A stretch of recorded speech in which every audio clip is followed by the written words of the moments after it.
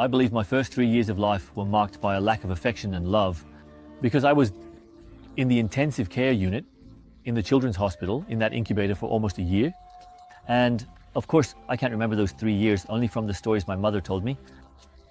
And I assume that when a child doesn't receive a mother's love, and I just want to say that I existed in that incubator for almost a year, and that's really all there was, that it has a significant impact on his life.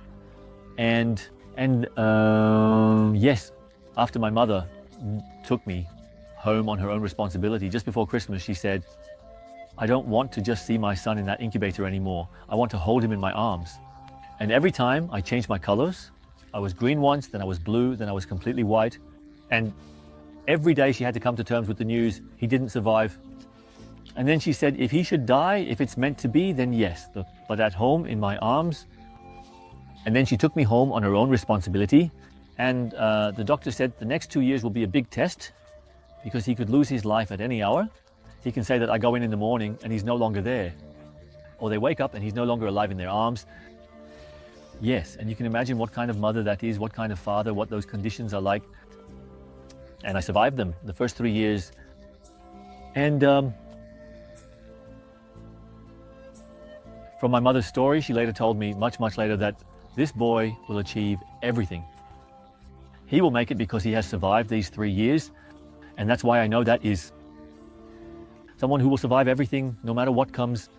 Those are the beliefs that later became ingrained in me unconsciously. When she told me, you've gotten through the hardest time, the first 3 years of life. And everything that comes now is kindergarten's in contrast to that. In her words, it's like how a mother talks to her child. So the first 3 years were, I think, really tough, not just for me, but for my whole family. But I didn't register any of that as a child.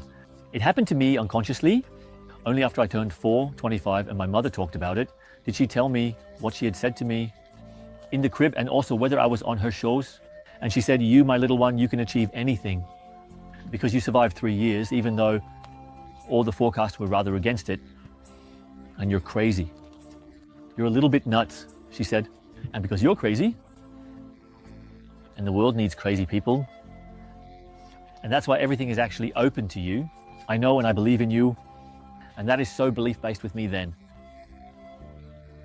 Firmly in my heart, in my subconscious. They transformed, developed these beliefs that I didn't even know as a child. But this happened, as I said, only much later.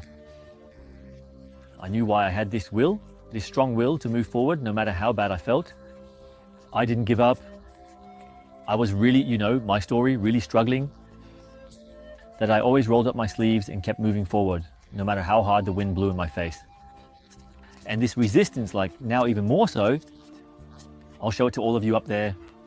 You won't get me on my knees, something like that, because I know life is ruthless. It can be ruthless. You all have your own stories in your backpack.